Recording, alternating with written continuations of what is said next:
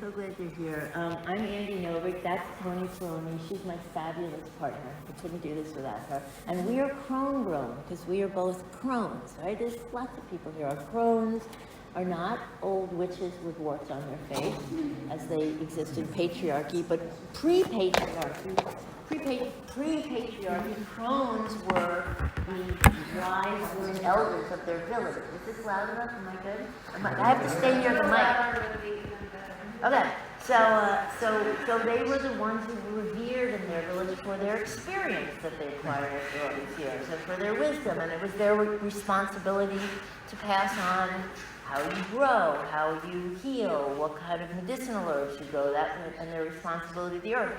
In indigenous tribes, they're not called Crones, but this role has been true historically. Right? So we are taking back the mantle as Crones, and that's what we're doing. We're sharing about cannabis because it's been wildly misunderstood. It's suffered the last 100 years of prohibition, and we were actually in Albany. I 5 years ago started New York Small Farma, which is Small Farm Alliance of Cannabis Growers and Supporters, and we were working, advocating for the end of prohibition, and we were going up and saying it's a plant, and they were like, what are you talking about? It's a drug we're regulating. It's like, no, it's a plant. And for a while that was a hard message to get over, but we have, and we made some inroads, and now I stay away from Albany. The green push, I was pushing for green in Albany on behalf of the plant, and everyone else was pushing for the money green, and so I just don't want to be up in Albany. So now we just practice what we preach, and that's what I'm going to talk about tonight. We are very much about the plant. We had said to Albany, this is an opportunity for regenerative farming. This is, you haven't grown this plant in 100 years, and since the last time you grew cannabis, we didn't have industrial agriculture. We didn't have the ruination of our farmlands. We were growing it in a healthy way, so why not return to that? Why not use this as an example? You can imagine all these arguments didn't go over as persuasively as I would have liked, but nonetheless, that's what we do. We recognize that the plant's spirit wants to be outside in connection with the sun's spirit and the wind and the rain. And if you grow a plant indoors, or even if you grow it outdoors and you're throwing pesticides on it, or you're doing a lot of the things that undermine the plant's ability to take care of itself, then that plant isn't going to be as healthy or as good for you. But I'll get into that. So let me just stick with what I want to talk about. All right, I want to talk about how extraordinary this plant is for our health. This plant does things like, I'm going to read some of it so I don't forget.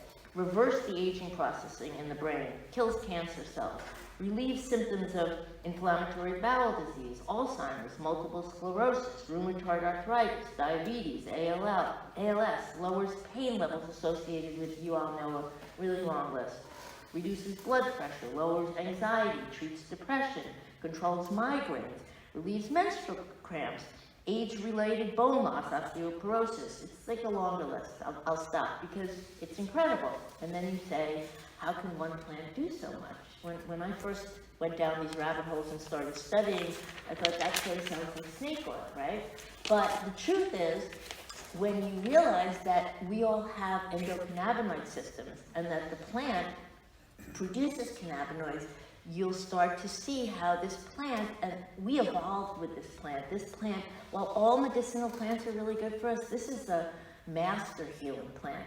And so let me talk about the endocannabinoid systems. But first let me just mention cannabinoids. THC, which is the one people have heard about, that's the one that gets you high, and CBD, which is the other one people have heard about, that's good for medicinal, but it's, they're all good. But those two things, CBD and THC, those are examples of cannabinoids. George, you want to come here so you can hear better? What's that? No, I'm fine. Okay.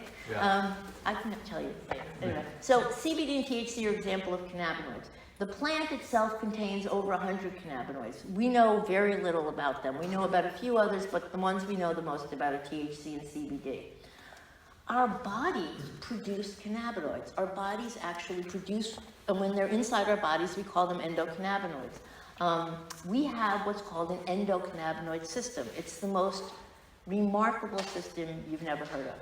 It was discovered in 1992 at the University of Jerusalem, and it's a master system. all over our bodies, our heads, in our ligaments, in our muscles, and everywhere, you have endocannabinoid receptors. Now, the job of the endocannabinoid system is to maintain balance, is to maintain homeostasis, because that's how you stay healthy, right? So, being in that balance. So every day, all day, the endocannabinoid system is just sending out neurotransmitters to check on the various parts of the body, and when it finds something not right, it sends a message as to how to deal with that. And it sends that message in the form of a cannabinoid that it produces in its body out to the cannabinoid receptor. It's like a lock and key saying, this is what you have to do. For example, the first person who explained this to me years ago said very simply, it's like, say you have like errant cells in your body, like you're producing cells that shouldn't be there, and if it keeps going, it's going to turn into cancer, right? But if the body's on top of it, the body sends out a signal, says destroy those cells. And cannabis will destroy cancerous cells and leave the other cells intact. It doesn't destroy everything the way chemoradiation does. And if it's working properly, you'll never see the cancer in that situation, or whatever it is. Because we have these cannabinoid receptors everywhere in our body, it regulates every other system in our body. All of our other systems are individual systems, our neurological system, our cardio system, but the endocannabinoid system is body-wise, so it's responsible for your immune system, for all of your pieces. It's responsible for pain, it's responsible for sleep, it regulates how you're going to respond to a stroke or a heart attack. It's truly, truly exceptional, which is why it's so cool for our bodies, which is why it works on almost everything in your body, or it does work for everything, different things for different people. But that's why it's not really snake oil. That's why it's this really awesome plant. Now, what happens is at some point, and remember, I'm telling you what we know from scientists, what we know from herbalists, what we know from our own experiences. It's the people's plant. So sharing experiences, I find, is like the best way of learning what we're knowing about this. But I keep abreast of the scientific studies too and take them with a grain of salt.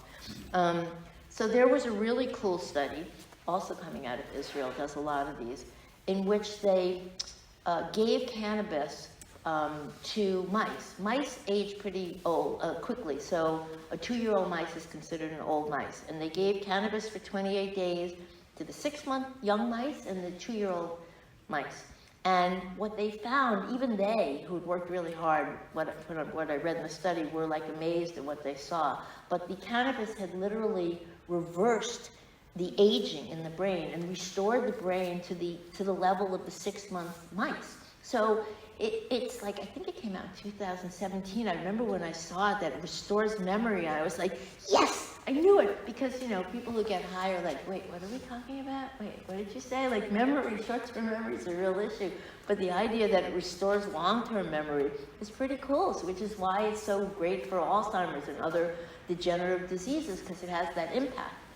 Anyway, in this study, the scientists said that it works so well that, let me back up. What they said is that when we age, we lose our ability to produce enough cannabinoids. They didn't say when aging occurs. From other stuff I've read, it's 40, 50, certainly. But certainly, most people in this room, we're aging, right?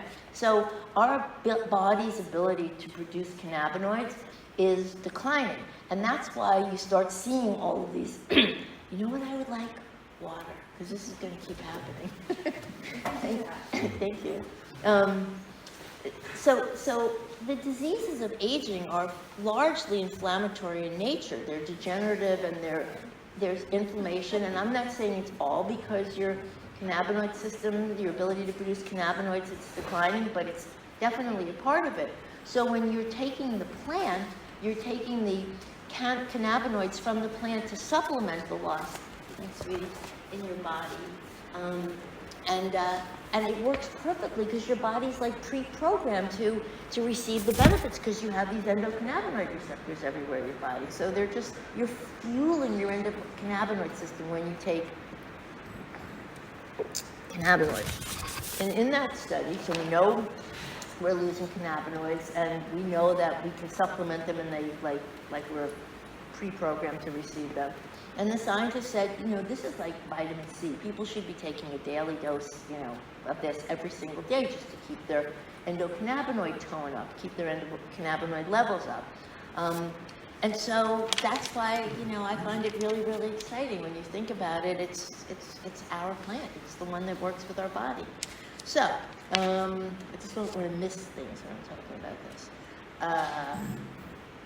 Okay, I'm gonna talk for like a half hour and sort of hit the high notes, and then I'm gonna do Q&A because I don't know where people are at, and I want to answer questions where they're at. So I'll get to that as we get to that. But when I say you should take a daily dose every day, which I really, really believe, and we do workshops, we do consults, we watch people really improve. It takes a couple of weeks of getting it into your system, and then you see people sleeping through the night, you see people less anxious, you see people with more energy. I mean, it's just amazing what this plant does for bodies. It's very, very cool. But I want to say, you don't have to walk around stoned to do this. You can do this without ever being stoned if you choose to. I like getting stoned. Tony likes being high. We enjoy the elevation. We enjoy the altered consciousness. But a lot of people don't. And most of the people who find us don't want to. They just want the medicinal benefits. So we teach people how to microdose. And I'll talk about that in the Q&A if you want to talk about how much dosage to have left. And we've started making tinctures that are not psychoactive, so you can take a lot of them and not get the psychoactive, and so you're flooding your systems to get your tones up, and we'll talk about that more in the Q&A as well. Okay, so I just want to emphasize a couple of things, if I haven't amazed you enough, I can never tell, but it's a really amazing thing, the endocannabinoid system. So I'm just giving you 2 quotes from other people that I found amazing when I was studying this. And one of them is this biochemist that I mentioned earlier, a guy named Dennis Hill. You could look him up online. He cured his stage 4 prostate cancer just using cannabis, and even went to work every day. And it's a big deal. I mean, if people want to know about that, I can talk about that in question and answer too. But he's a biochemist, and he's been preaching about it ever since this happened, so he's got good stuff online. But what he said was, it is well known that most diseases of aging are inflammatory in origin, thus making the cannabis plant's potent anti-inflammatory cannabinoids the best anti-aging supplement we can take to avoid arthritis, dementia, hypertension, diabetes, osteoporosis, and cancer. That's pretty impressive. I like that. And another cannabinoid scientist, who is a retired cardiac surgeon, said that the discovery of the endocannabinoid system is the single most important medical, scientific discovery of our lifetimes, and that more people will be saved by manipulation of the endocannabinoid system than are currently saved by surgery. Which is just I still get chills when I read that. It's a really cool thing. Western medicine has never seen anything like this. This is better than penicillin, this is like a real, and they won't embrace it the same way because, they're not going to make the money on it. But we can talk about it. So let's talk about cannabis in general, because not all cannabis is created equal. We'll get into the cannabis that's commercially available, what I call corporate cannabis, and it's indoor grown and outdoor grown. I'm going to talk about what we do, because we also use the cannabis plant as an opportunity to talk to people about regenerative farming, because it's so important to our health, and I know this community would care about that. And there's a huge difference between, you can imagine, cannabis that's either grown indoors or even grown outdoors and sprayed with a lot of pesticides, and cannabis that's grown lovingly in soil where the subterranean network, which I'll get into, isn't disturbed, and that's lovingly produced. It's like 2 different plants, even though they're all called cannabis. So when we're working, we're always trying to think about the next generation. We're trying to leave, right? We're always trying to leave it in a better place than we did before. And so we're always improving the soil, and we're always improving the soil's fertility. It's just part of what we've learned working with plants is the community of plants. The plants work in community, they work in cooperation. And so we're also meeting great people in the community as we're doing this. It's what the plant does. Let me talk about that underground network. I know people here must know that trees communicate, right? There have been a couple of books about that, about how trees can communicate underground and send messages and stuff. all plants communicate, and they communicate in the ground as long as you leave that ground undisturbed. So the roots of the plant will communicate with the fungi. And there's this brilliant underground network which enables the nutrients to flow. So the plants can give the fungi sugars, and the fungi will supply nutrients, phosphorus, what the plant needs, water sometimes, and because you're not disturbing the soil with tilling, that communication can go on. And now we know the communication goes further, not just in the immediate vicinity. Plants can communicate, trees can send messages long distances to support whatever trees they need to, and plants do that as well. They've done a lot of experiments and show, like, one tomato plant's getting hit by some aphids or whatever, it sends out signals to the nearby tomato plant saying, get up your immune system, we've got to prepare for that. So this communication is awesome. But what the Green Revolution, which is basically since 1950, what industrial agriculture does is insist on tilling up the ground year after year after year. So you're destroying this brilliance, I think the woman who wrote the book, The Mother Tree, called it the Wood Wide Web, that underground network. It's a divine intelligence that supports life on Earth, and feeds us. So the idea that you're going to till it all the time, and then guess what happens? Like after you pulverized the hell out of the soil and destroyed its fertility, the only way you grow anything is by throwing a lot of chemicals, really toxic synthetic chemicals on it, whether it's pesticides or growth, whatever, so we don't till. That's the first thing, we don't till. We love our soil, we love our plants, and we love what's going on beneath them, right? And, that also helps with water filtration, and it also supports their immune systems because they can communicate and because they have all these microbes and other things undisturbed, that the diversity of microbes in the soil that enables them to have stronger immune systems. So we never use any kind of spray on them. We never use any pesticide. We don't have a need to use pesticide. Instead, what we do is we support them by creating a permaculture. We grow all sorts of beneficial plants. We grow more beneficial plants than we actually grow the crops we harvest. We have calendula and tansy and borage, and there's 20,000 of them. And by doing that attracts the pollinators, and it feeds the bees, and it attracts the birds, and it creates a greater diversity of roots in the soil that help with the communication and with the nutrient levels available. So that's another reason we never would have to use pesticides, because we have all these partners. We put out a welcome mat, and we welcome them, and they help us, and the good bugs come and they eat the bad bugs. I know that's a little judgmental, but there are bugs that hurt us and there are bugs that help us. So we invite when I first started farming, I used to capture these poor guys and throw them in a jar, and then I'd run to the computer and try to figure out what bug it was, and they look exactly like the good guy looks like the bad guy, and the poor thing's sitting in the jar. I'm going, wait, I need a little more time before I decide if I should kill you or not. It was horrible. But now I just let the bugs do it, because they seem to know each other, and it works really, really well. So let's see what else I want to tell you about gardening and farming. What else do we do? We're regenerative farming. We grow cover crops all the time, because cover crops means we're always pulling down carbon out of the atmosphere and sequestering it in the soil. That's the other thing. If you till, you're pulverizing the soil, you're releasing all of this carbon into the air, which carbon should stay in the ground, not be released in the air to the extent that it is with industrial farming. So when you're growing regeneratively, and you're always growing something in between your harvest, in between your crops, you're growing cover crops, you're pulling down the carbon, you're putting it in the soil, which is incredibly vital to have it there in the soil. And you're also increasing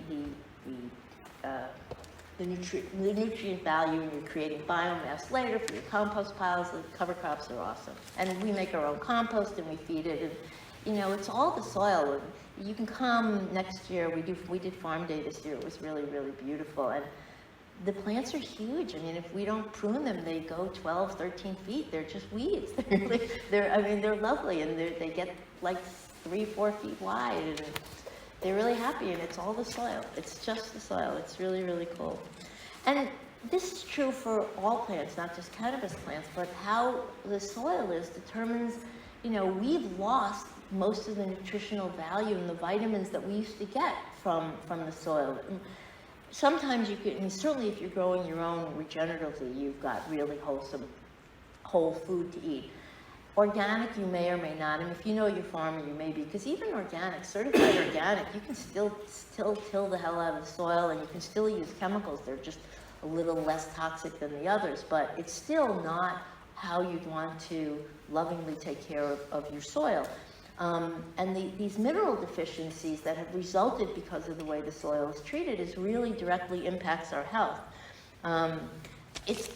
There was this very cool study done a while ago, and I wrote this down because I like this too. It must have been done in the late 90s, because what it said is that an apple in 1950 contained 4.3 milligrams of iron.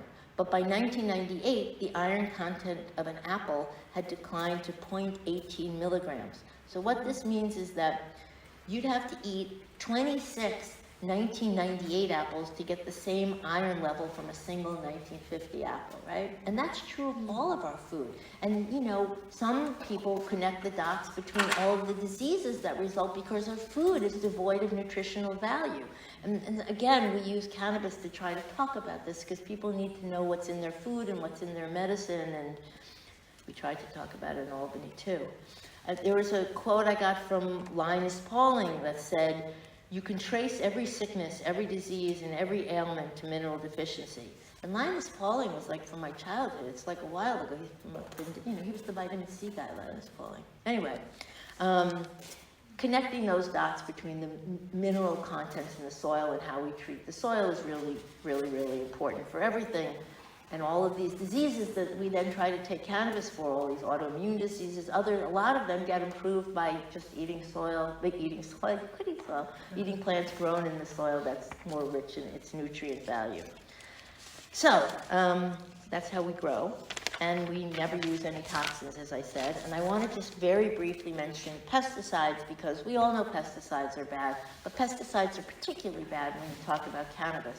And the reason for that is that there's been testing on pesticides to see, how bad they are, or there hasn't been. We know what we know, but there hasn't been any testing done on what happens when you heat something like cannabis or heat anything. It's just all if you're consuming it, or but not when you're heating it. I think the tobacco industry made sure those tests never got done, but they haven't been done. We do, however, know with one fungicide that's a very popular one, and it's used on grapes, and it's used a lot on cannabis, and it's called myclobutanol. Its trade name is Eagle 20. It's used to control different diseases, and on grapes, the government considers it safe, and whether you agree with what the government considers safe or not, at least you can wash off the grapes, right? With cannabis, you're not washing off anything. And with cannabis, you're often burning it, right? You're smoking it, you're vaping it, you're cooking it sometimes, and then, so you're heating it up. We know that with myclobutanol, if you heat up myclobutanol, it releases hydrogen cyanide. Hydrogen cyanide is the gas that killed everyone in Germany in World War II. It's an incredibly toxic gas, and that's what happens from heating myclobutanol. So that one example to me speaks a lot. All this testing that's going to be done in New York now that it's legal, it's better, it gives you some information, but if people are growing it and needing to use pesticides, a lot of what I'm hearing the indoor growers are doing and some of the outdoor growers, they use pesticide because they don't understand how to grow regeneratively, or they're not willing to take the time to do it right.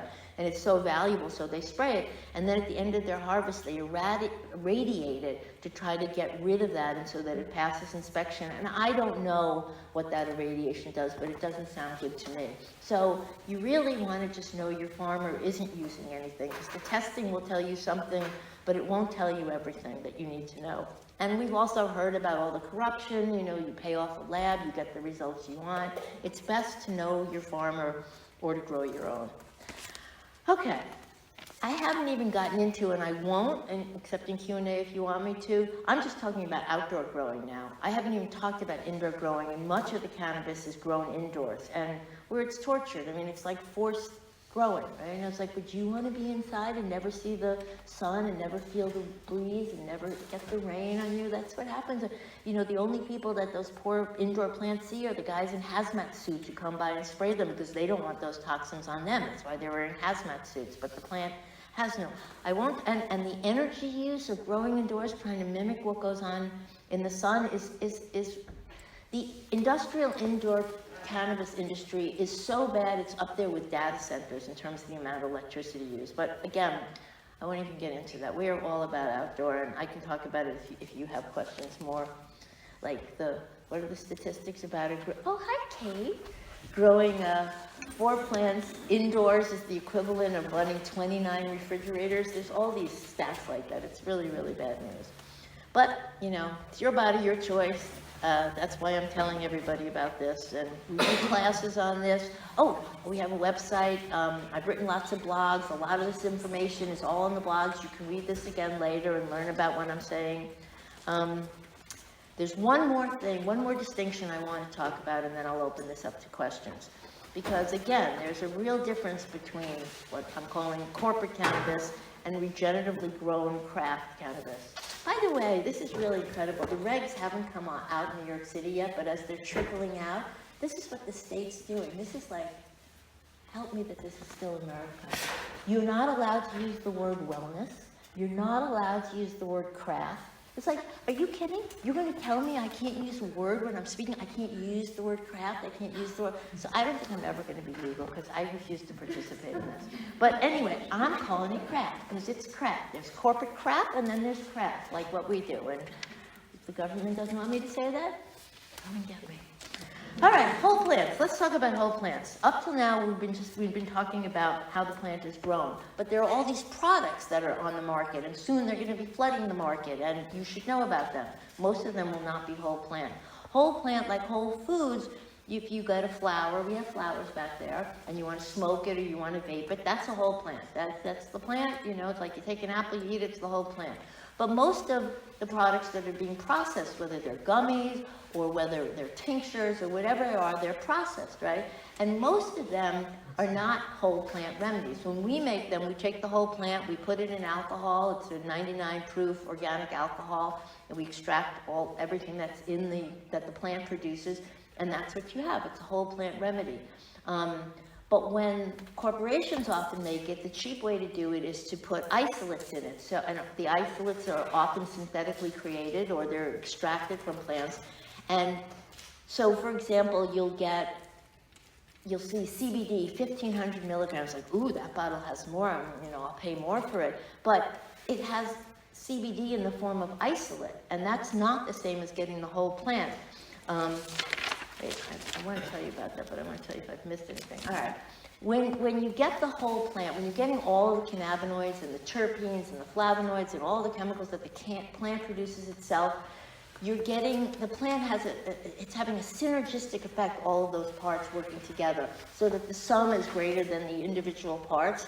And herbalists have always known that's why you want a whole plant. Scientists, when it comes to cannabis, they call this the entourage effect, right? So they already know that if you're not getting the whole plant, if you're just using separate isolates, you're not getting that entourage effect. You're not getting the medicinal value, the magic that the plant has to share with you. But that's mostly what's going to be available.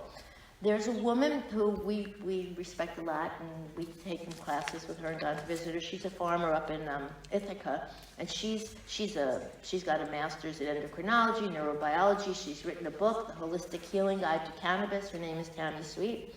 Anyway, she says whole plant medicine is 300 to 440 times stronger, more effective than partial plant medicine or plants with isolate. You don't even have to take as much of a whole plant as you would of the others.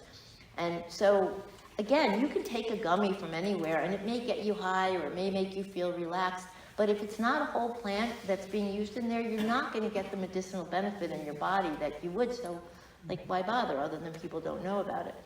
And you have to pay attention. Like, there have been all sorts of reports of companies using inferior products and then covering it up with all these isolates and throwing in more. And there have even been scientific studies showing that there's no benefit from these isolates. There was a study done with mice, they're always done with mice, in which a certain group of mice were given a whole plant remedy and the others were given isolates.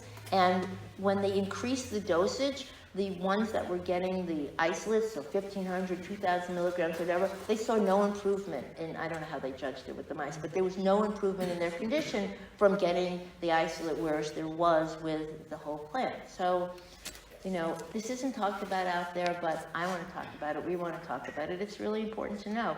In fact, I was reading an article the other day about fake meat, you know, Impossible Burger and stuff like that, and all the incredible crap that's in there, you know, to make it look like blood, to make it look red. You know, it's really bad chemicals in there. And, you know, the article was entitled Fake Meat. And I was thinking, wow, all this stuff with this synthetic isolate, it's like fake cannabis. I haven't started saying that yet. I've just been thinking about that. But it's not really a plant. It's something else. And you shouldn't be fooled by it, right?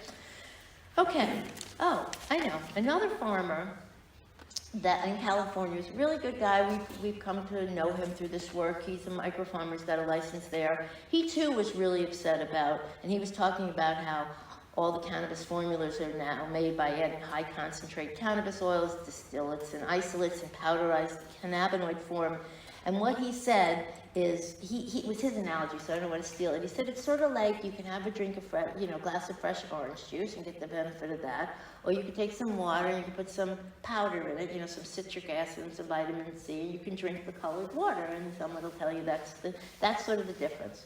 So he was describing, and I'm saying as well, that really the cannabis industry is, as you could imagine, as you can expect, is just like our processed food industry. It's just processing the food to the point that it doesn't have the value, the healing value that this plant can offer. So it's important to know that. I'm going to stop because I think I'm pretty much at the end. I told you to go to our website. If you look up Crone, you can read, you know, what we've been talking about.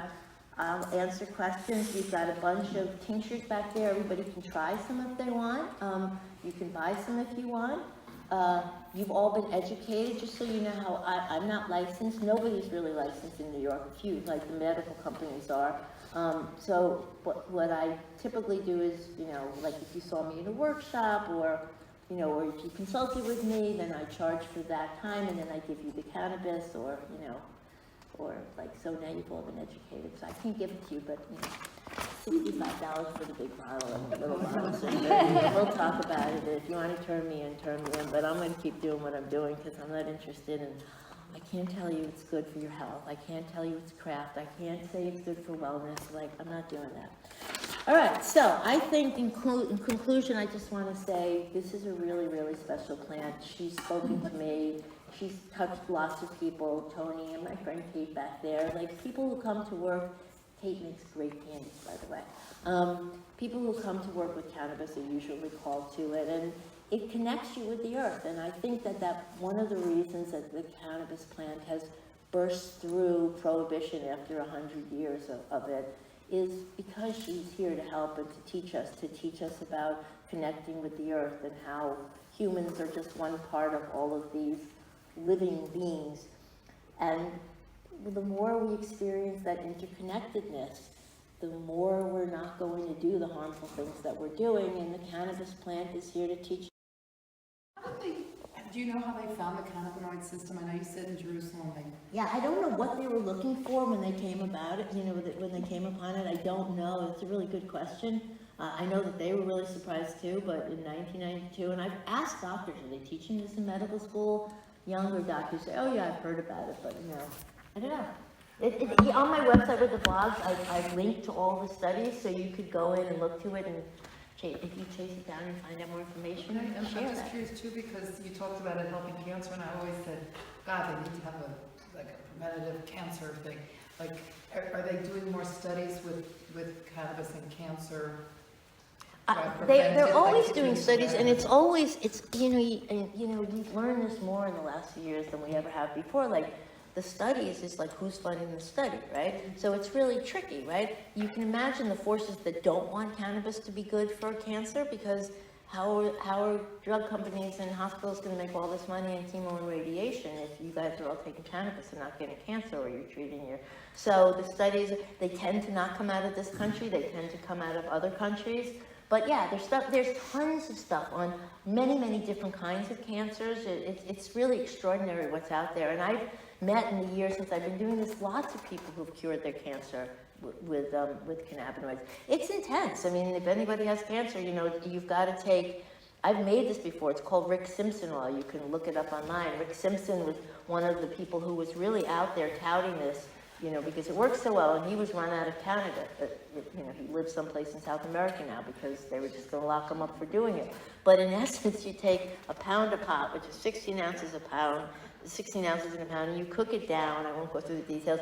And what's left when I finish cooking down is about a little bit more than this cup, a pound of pot, right? It's sticky like tar, and you have to finish that in 90 days. Get rid of cancer. It's very cool. You know, I mean, some people say, I can't do that, you get so high. Rick says, you know, you build up a tolerance to it. To me, too, it seems like, whoa, but I would do that in a heartbeat before I would do anything else, do anything toxic. No one's ever died of cannabis. It's the safest. There's no pharmaceutical on even aspirin that you can say that no one's died of it, but you can't say that about cannabis. So it's open for experimentation, and it's a plant, and we're experimenting. I want to tell you something else I just thought about, but if someone has a question, should I keep talking or wait? You have a question? Okay, yes. Oh, that's all right. I was just No, I'll remember. I was Go just ahead. going to ask about growing and processing.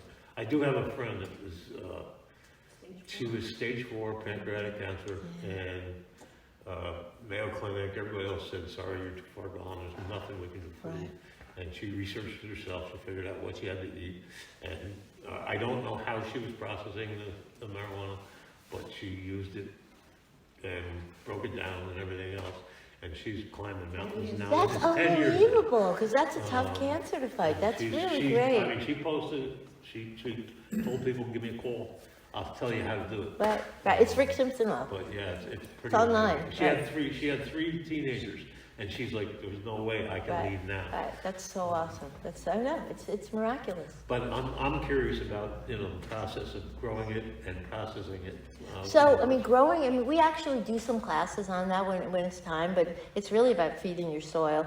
If you can grow a tomato plant, you can grow a cannabis plant. The only time it changes is in the last few weeks before it comes in, and then the harvesting and stuff that you require a special skill set. We did a class on that too, but it's just any other plant. It's how, if you give it the right conditions, it's healthy and happy, and in the end, you have to know about mold and catching the mold, and then how to trim it and cure it and dry it. It's labor intensive in the end, but it's not hard to grow, and then you dry it and cure it, and making the Rick Simpson oil, I mean, in essence, it's like you're making giant vats of tincture, right? When you're tincturing, but you're extracting all the cannabinoids into alcohol, and then you cook all that down in a rice cooker until it comes down to this sticky tar stuff, and that's what you're taking, like a grain of rice size every day, until you've consumed a pound of it in 90 days.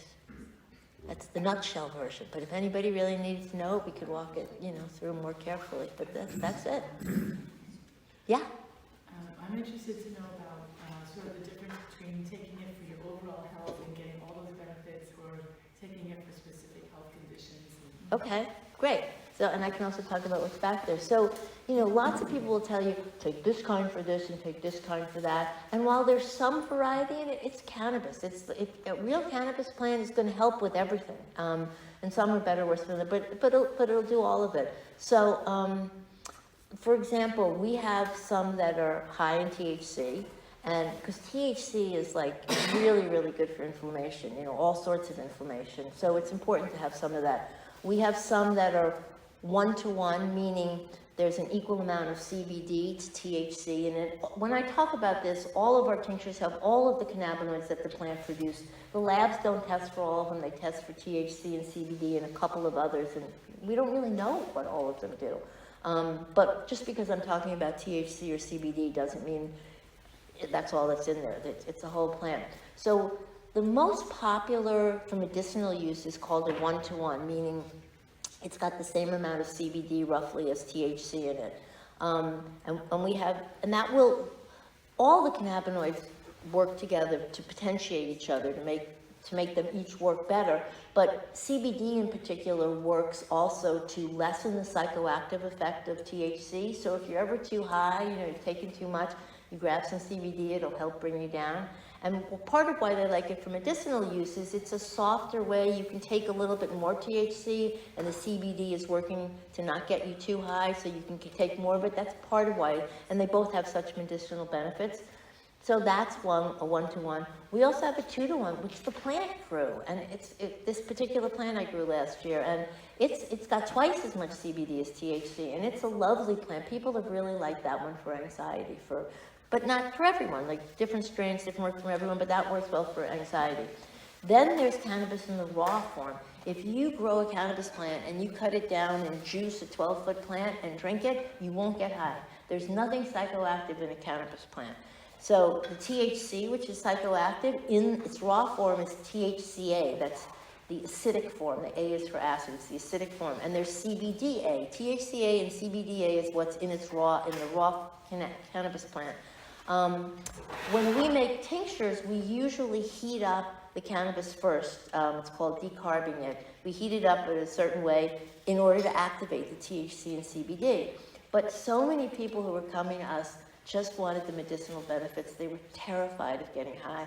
They hadn't gotten high for 40 years. Last time they got high was they were paranoid, so they didn't want to risk it, right? So we started tincturing them without heating them up first. So it preserves all of the cannabinoids, but you're not getting THC. But there have been plenty of studies in the last 15 years that are showing that the CBDA and the THCA seem to have the same benefits as its counterparts, THC and CBD. So when someone really has an issue, or a lot of people, when they have rheumatoid arthritis, they have autoimmune stuff, like I want them to have some THC too, even though the raw may take care of all of it.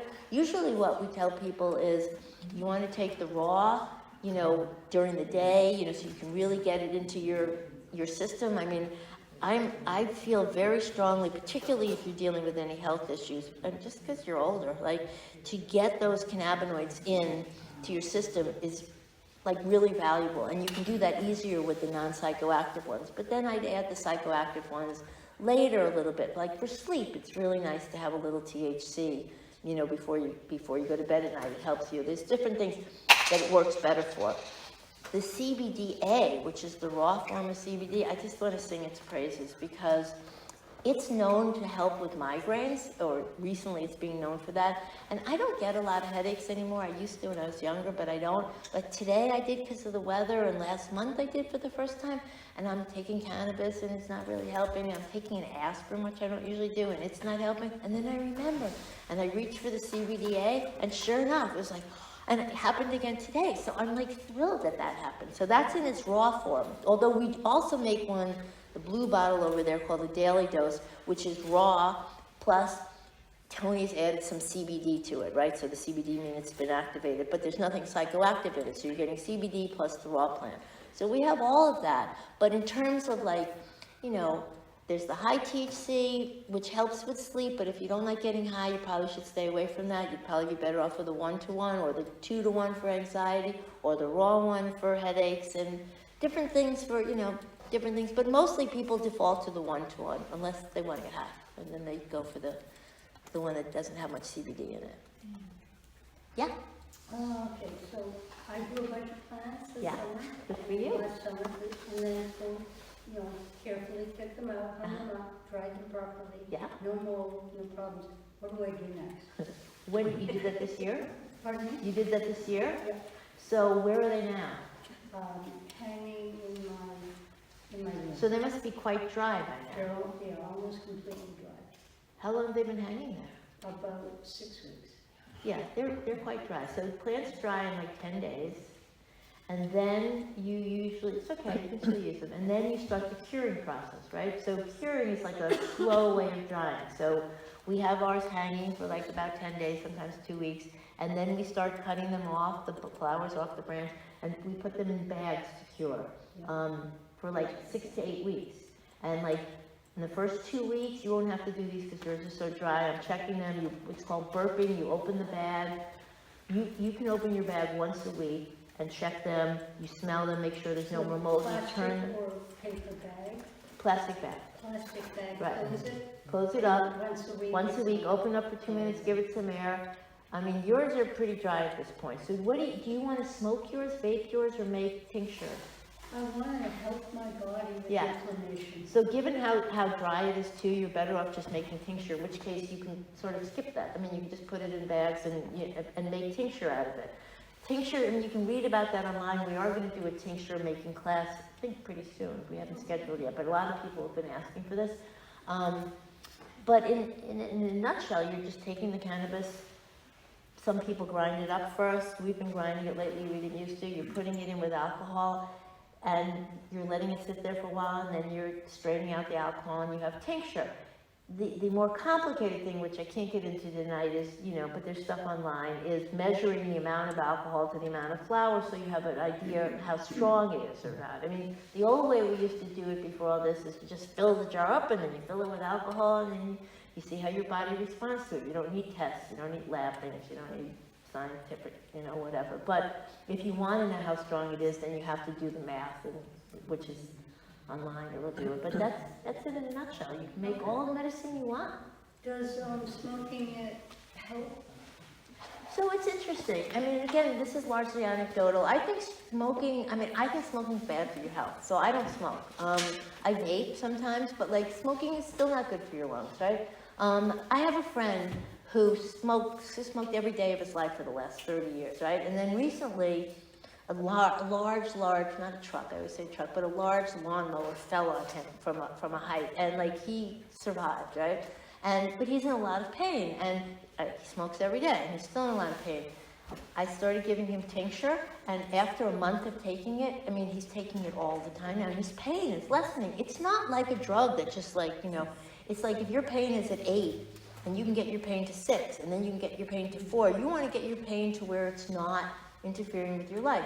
And in terms of dosing, it's the same is true. You're looking for the least amount you can take that will relieve your symptoms when you're using THC and stuff, because you don't want to be too high. When you're taking the non-psychoactive, I think it's good to get a full milliliter at least in you every day.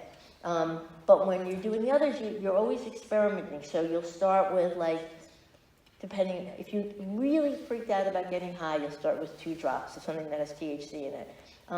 And then you'll say, okay, good, nothing happened. And then the next day you'll go to 4 drops. If you're in pain, you won't wait the day, you'll wait 4 hours. And then the next day you go to 6 drops. I also have these plastic syringes which help people titrate. So you can measure 0.2, they're milliliter syringes. So you can do 0.2 of the milliliter, 0.3, and you can go up so that every day, like my friend was doing this, she was really scared, and she said, all of a sudden I realized I was driving and I'm high. And it's yeah. She's like, I was so happy, it reminded me of being in high school again. Because she wasn't scared, because she knew she was only 1/10 of a milliliter above where she was the day before when she wasn't high. So it's not like you eat an edible and you're like, oh my God, I'm really high now, and I'm not going to do. So the syringe really helps you to just titrate your amount and be more careful about it. A friend of mine has been making the oils and giving Making what? CBD oil. Uh-huh. And giving it to me for a long time, months and months, and I felt 0 improvement. Right. Is it just that they're not doing it properly? No, CBD, when I was saying earlier, the entourage effect, you need all the cannabinoids. The only reason CBD is so prevalent on the market isn't because it's better for you, it's because of the stupid law that says you can have only 0.3% THC in it, right? But you're not getting enough THC then, right? And I don't know about the CBD that you're taking, but if someone's growing it well, the way we're talking about, without pesticides and consciously and lovingly, and then I use 99 proof organic alcohol. Some people don't do that. You need a high proof alcohol, and a lot of people use Everclear because that's really high proof, but that's what you can get. But it's hard to find the organic one. I have a farmer that's I'm getting it from. It's probably, I don't feel anything from CBD ever. And also, this may be weird, but I never like an oil tincture. We have some oil tinctures. Some people are really sensitive, they don't want alcohol tinctures, but oil to me doesn't extract the cannabinoids the way alcohol does. So I much prefer the alcohol tincture to it. But there are oils as well. But it may not be working for your body, it may not be their plant. I grow lots of different plants, and some work way better than others for reasons we don't even understand. And Tony and I are always guinea pigging stuff, but you never know what's going to work for you. So that's also why we have the smaller bottles, so people can try different things and see what works for them. You know, we have that 1-to-1 and the 2-to-1, which aren't that different, but some people love one more than the other, and you just never know. Yeah, Are you aware of any studies that show beneficial effects for Parkinson's Yeah. and MS? yeah, there's amazing stuff out there. It's not that they're eliminating the disease, but they're controlling the symptoms. Yeah. Dementia, you know, What about Alzheimer's. slowing it down, slowing progression? Yeah, and also things, I don't know as much, yeah, slowing down the progression because you're slowing down the symptoms. And also, I know with Alzheimer's, with the irritability and the angerness and not wanting to eat and all of these other side effects that go with, you know, the disease. So, yeah, it's been really, really, you know, I don't know off the top of my head, I'd have to look which strains are better for Parkinson's, but I was reading about Parkinson's because there's a Parkinson's meetup group in Rhinebeck, and I was doing some research, and it's amazing what it does for it. And what about MS? Yeah, all of them, all of them. So would someone, I'm just thinking a couple of my clients, are you available like to do a virtual consultation? Yeah, absolutely, love to. No, it's been really, it's so rewarding doing this work, because all I'm doing is helping people get the cannabinoids in their body, and then sitting back and watching people say, oh my God, like even my daughter-in-law is only 40. She's like, I haven't slept in decades, and now she's sleeping through the night. You know, just all that kind of stuff is it's so rewarding. So to relieve people's symptoms like that, I'd love to help. So let me just, wait, I just want to, and then I'll do it. I want to tell you about THCV before I forget. So THCV is a minor cannabinoid. And the reason they call it a minor cannabinoid is it's not found in any significant amount in most plants, and in the few plants it is, 2% is considered high. But THCV has been getting attention lately because, well, for one thing, THCV seems to be an appetite suppressant. So people who get high are like, oh great, I won't get the munchies if I do this, right? So, and because Western medicine doesn't really have a drug that works well for dieting, corporations are really honing in on how they can use the THCV for that. And diabetics, it's good for. It controls your blood sugar. It does all these. It's supposed to be good for neuropathic pain. They really don't know a lot, but you'll like this story. There's a guy. His name is, well, his Instagram is Jade Nectar, and he calls himself Jade. He's the micro farmer I was mentioning out in California, and he also used to be running a health clinic out there. And some woman came to him back in 2015, 14, I think, and was looking for THCV because her young child was having all sorts of seizures, and she'd heard that THCV could help. And so he went looking around for something that had a higher amount and found what I just told you.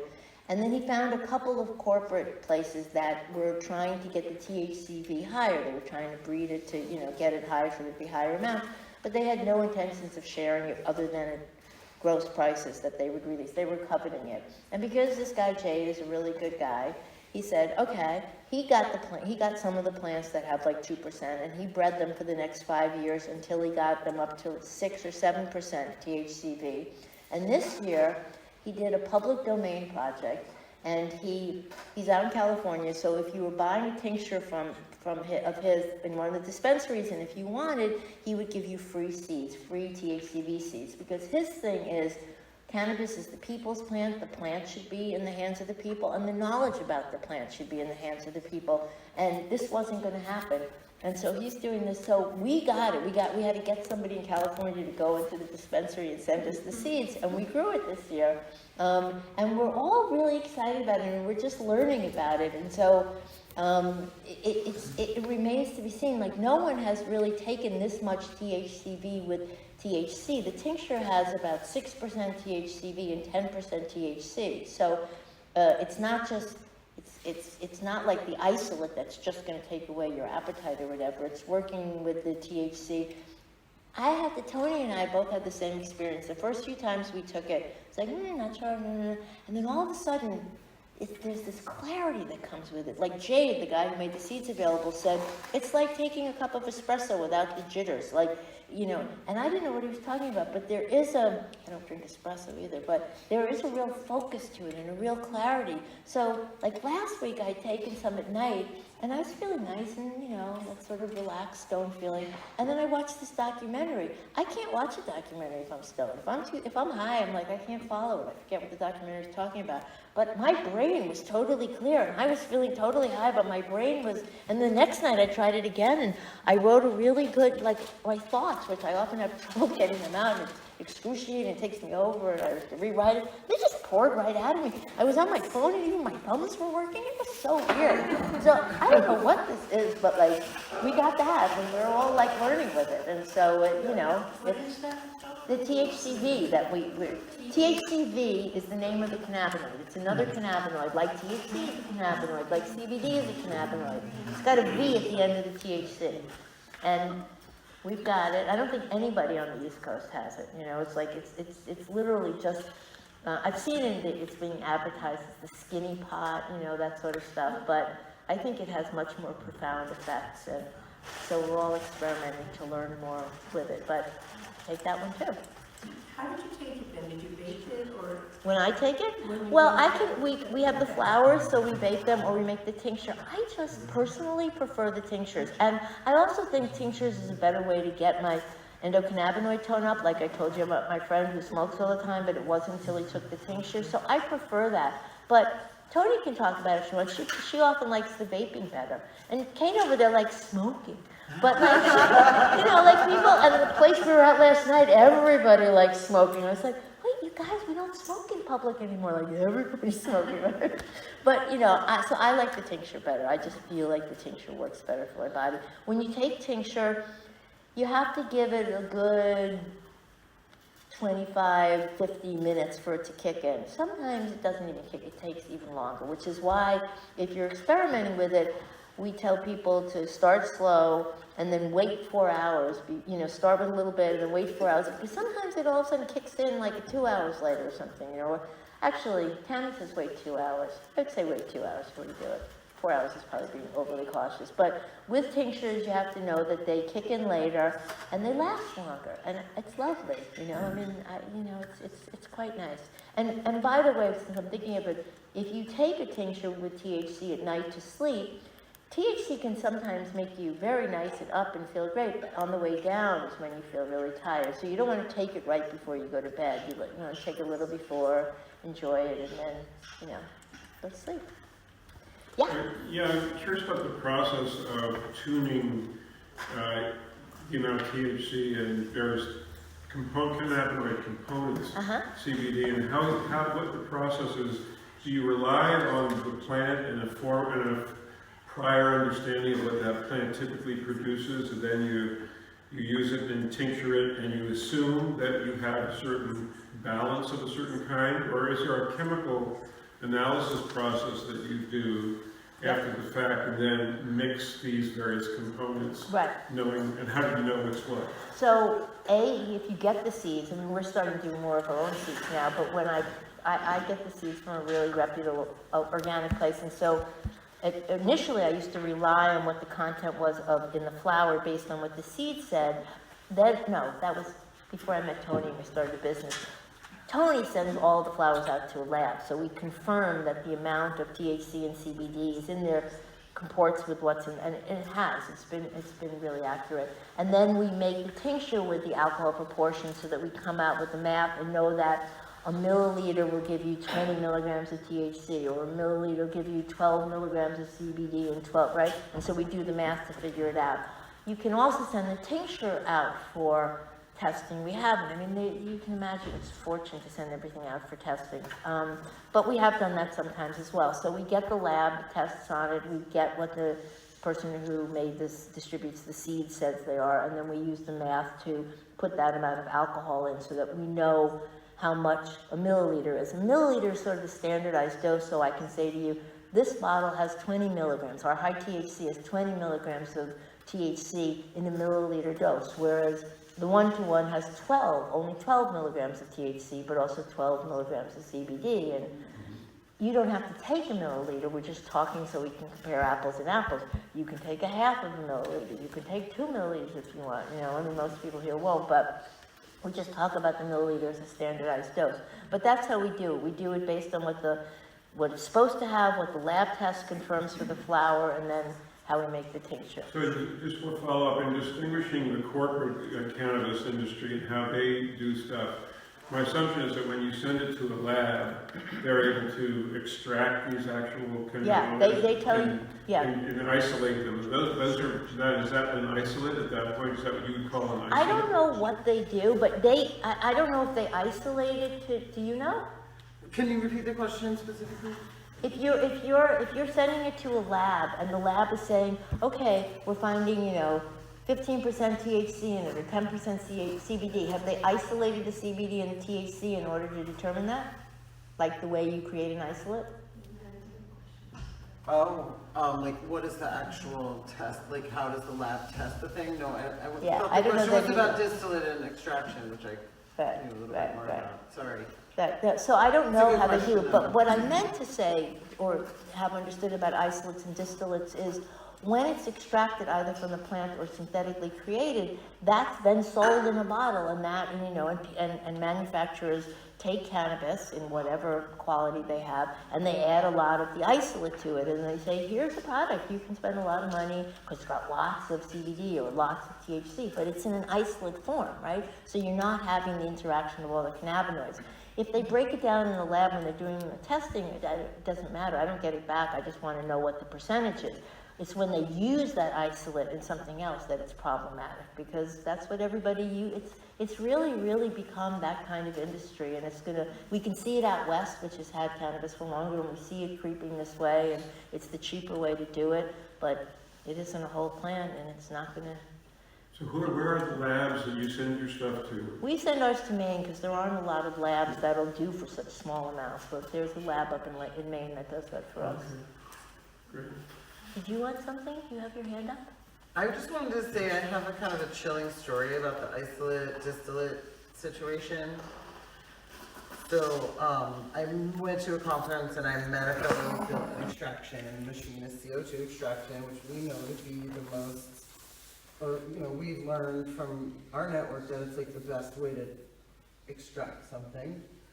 And so the story that I heard was they take out the terpenes at this temperature, and then they take out the THC at this temperature, and the other cannabinoids at this temperature, and then they add the terpenes back in, right, for flavor. It's not the terpenes that came out of that flower. It's terpenes that they grow in California in an essential oil farm. It's not the actual terpenes that came from that flower. Right. And that was a misunderstanding on my part about how these distillates are made. Right. And it's like factory farming. Right. The gizzards aren't in the bird Right. from the bird. Right, exactly. It's not those gizzards. Right. What Tammy says is you want your medicine, and if anything, you want your medicine exactly the way the plant grew it, and if anything has to be added back in, you don't want it. And the whole plant we found is really, really stronger. So if you're looking at our milligrams compared to, say, another bottle made from distillate or isolates, and ours say 15 milligrams per milliliter, it'll feel much stronger because you're getting the whole plant and the flavonoids and the chlorophyll. So that's another thing just to be aware of, that even the numbers on the whole plant may be lower, but you may feel the effects as, stronger. And also just in terms, this is something that we talk about a lot, Tony and I, like how do you communicate with people when the industry is doing this, and we know it's not even accurate. So the industry wants you to know how much THC or how much CBD, even if it's put in the other way, as if that's going to give you the information you need. Like back there, we have a few different kinds of high THC. One of them we grew a few years ago called Siski, and it only comes in at 12% THC, right? Whereas another one will come in at 20, and that year we had another one that was at 22, so twice as much. I get just as high from the Siski as I get from the other. So you're going to take this and think, oh, this has only half the amount of what it is, and I don't know what to say about that, because everybody wants to know how many milligrams and stuff, but I know that one's going to get you plenty high. So it's not really a good way to talk about it. It's the way the industry talks about it. New York State is thinking of taxing higher for the more THC. It's a ridiculous way to think about it. So we try to always talk to people about what it is, but I've got Siski back there, and it'll only come in at 12 milligrams, and it's definitely not as strong as the 20 if you take it at night, but if you take it in the day, it's this lovely light, it's clear, you're high, it's wonderful, and the idea that I have to put 12 on the bottle and people think, oh, it's less, it's just not the way to describe it, but it's the industry, yeah. So, I've heard you talk about the psychoactive versus the non-psychoactive way of taking the medicinals. So, it sounded like before you were talking about the relationship of CBD to THC to kind of mitigate the psychoactive qualities of the THC. But I am wondering, since you said earlier that if you're taking the raw bud, that the flower before decarboxylating it, before heating it in any way, or changing it by smoking it, if you just take the raw flower with the THCA and you tincture that, I think what I understood you saying is that we will not have any psychoactive properties in the tincture. Correct. So my question for you is, do you ever create your tinctures using the THCA Yeah. as opposed to just, using the THC? I'm so glad you asked, and I'm sorry I wasn't clear. We have two over there like that. There are raw formulas, right, that we don't decarb it. We just, so that in one of them, the blue bottle that is called the daily dose, that's got the raw plant in it, so it's got the CBD, the THCA, and all the other cannabinoids. And Tony's also added about 25% CBD, which we made from another plant, and we combined those, right? The bottle next to it is the one that grew in the proportions of twice as much CBD to THC, and we have that in raw form and non-raw form. That's So they're really not having THC in them because they have the THCA, correct. since they've been tinctured in that particular Correct. way. Yeah, it's true that after, you were told after a year, maybe sometime within the year, there's a natural The decarb natural that time-related happens. So decarboxylation. it will start turning into, I've experimented with the natural decarb. I found that when something naturally decarbs, the only way I can really experiment is how it makes me feel, and I can feel it, but it never lasts as long. It's like almost half as long for some reason. I've never tried it for really, like, a 2-year-old yet, but the natural decarb isn't as strong, but, it will naturally decarb over time. So when Tammy teaches, she talks about the impact of CBDA binding serotonin Yes. receptors like at Yeah. 100 times more than just CBD. You took classes with Tammy. Hey, Tammy. So my question is, what do you know about the impact of the THCA in terms of how it speaks Right. to the body? Right, right. Right. Yeah, if you could say something about We that. seem to know more about CBDA than THCA. I don't know why. It's this headache thing has just been, I know Tammy writes about it for migraines and that, but just for regular headaches.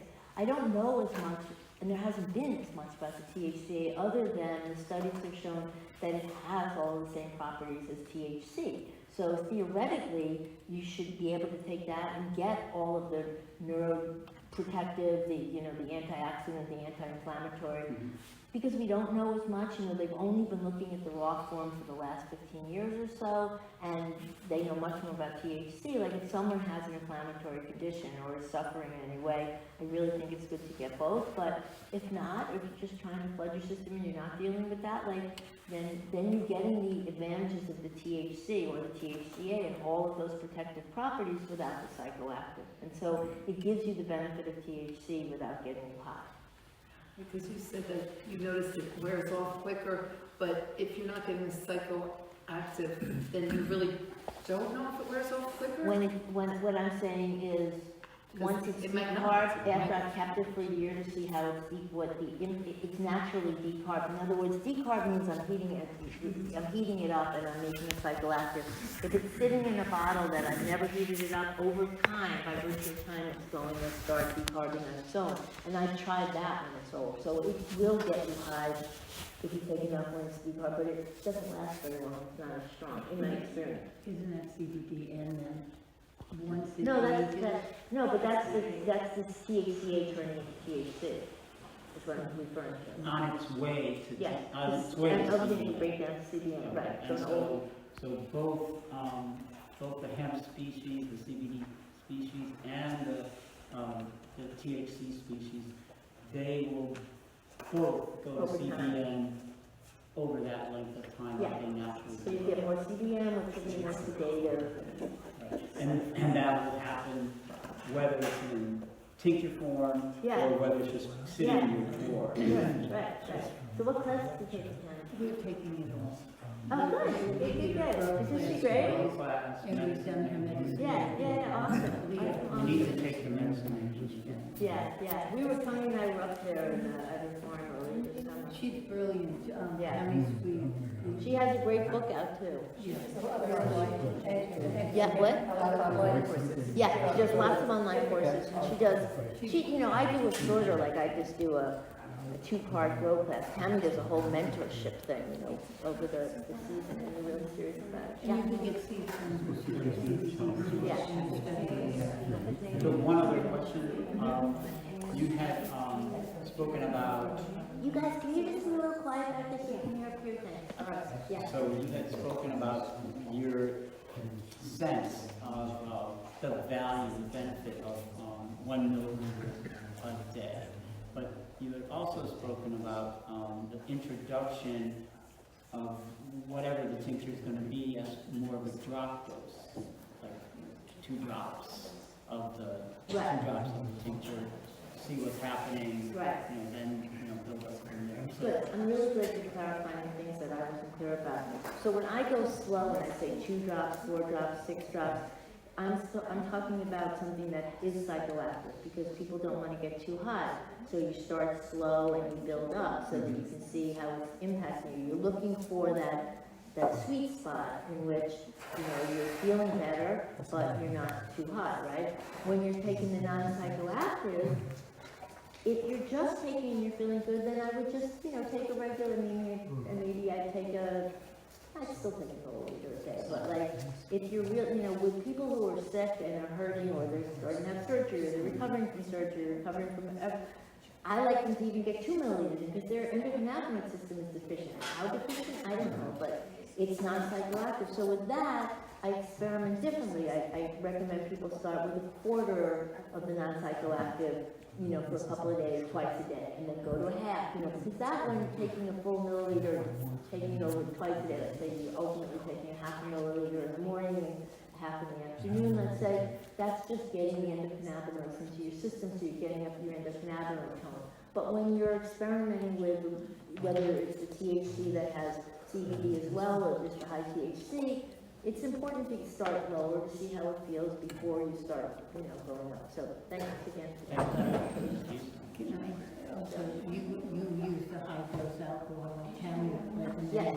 But when you're making the medicine, are you diluting it down so it's easier for people's system? Are you diluting it down? Because I find if I use the high dose alcohol, it burns my stomach. I have to put it in water. So what are you using? We always put it in water. In other words, when you take it, it's gonna burn. It burns. It's like oil that you put under your tongue is not alcohol. I just put in a little shot glass of a little water, go like that, and, right. I don't So like the you're- taste of cannabis.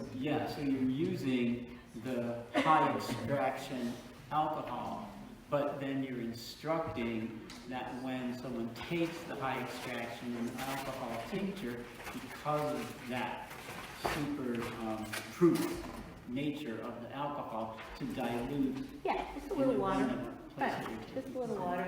The whole thing about sublingual, Tammy says too, it doesn't really matter. The sublingual, putting it under your tongue, you're supposed to, you can drink it too, it's fine, it doesn't make a big difference. Sorry, someone over here at the end. That was Yeah. me. I have 2 questions. Yeah. One is, you mentioned, for different cancers, are there studies for metastatic breast cancer?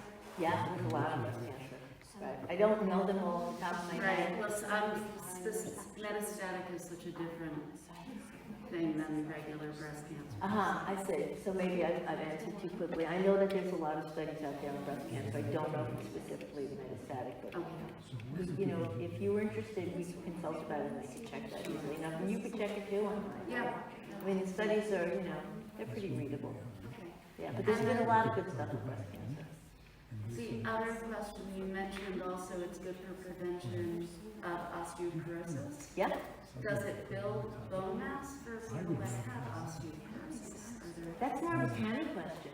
Um, I don't know how it actually works. I mean, again, you know, a lot of these, if people come to me with specific things, I'll do the research and look it up to know what is for the specific stuff. I don't know how it's doing it. I guess it is for, you know, again, it's your endocannabinoid system telling whatever system is responsible for the problem what it needs to do to correct that. So I guess it's probably is creating bone mass because it's communicating with that system. But that's a good question.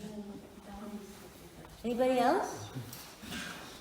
You know, before I came to this class or whatever, sometimes you'll see a lot of different, different types of CBD companies out there. Some of them call themselves organic. Are you saying that it's...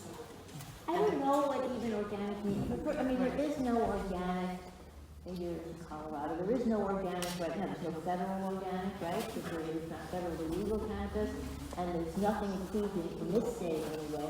It's not just organic that may be confusing, but it's full spectrum, whole spectrum, right? You'll see that those kinds of, what does that mean, full spectrum, broad spectrum? Full spectrum is supposed to mean the whole plant, right? But because there's really no regulation out there and it's sort of wild west, like they could take a bunch of isolates, put them together, call it full spectrum, and nobody's calling it out. So if you don't know your farmer, or, you know, you don't know who's growing it, you really don't know what it is. I personally think, like, if I was putting my stuff on the shelf or someone who does whole plants, you would proudly proclaim, this is the whole plant, regeneratively grown, no, you know, but like, you see there are some companies that do that, but it's rare.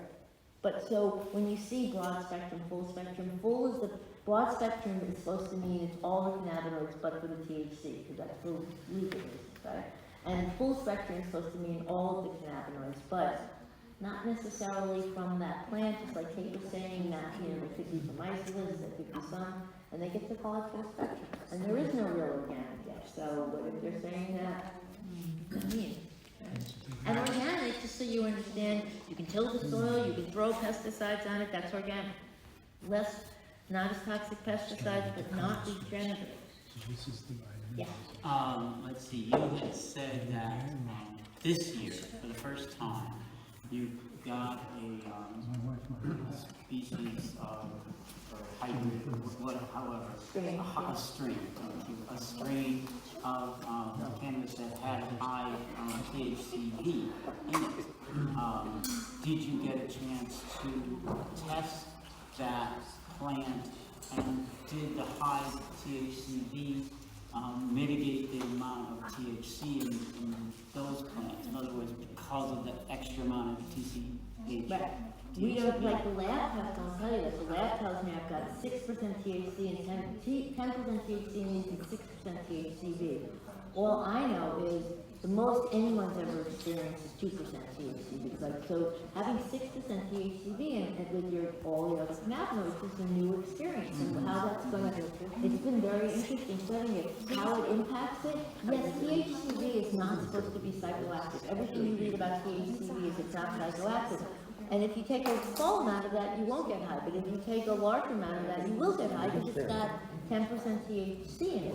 Would you get higher if you didn't have a THCV? Probably. I mean, I'm not looking to get super high. I'm looking to see I'm trying to take different doses to see what it does. And it has this extraordinary head clarity and focus to it. But I can't say how much, although arguably it is doing that. Right, and if, for instance, you were to then take that plant in the raw form, tincture it, it wouldn't have the, since it's the THCA, and you're still gonna get the THCV. Oh, it's the THCVA. Yep. And the lab wouldn't test for it. We sent it out. We don't test for THCVA. It's too new out here. But I tested it for THCV, so I can guess how much THCVA. But yep, THCVA is in there too. Yeah, very cool. There's a lot of information on the Crone website with links to the study, so if you want to dive in and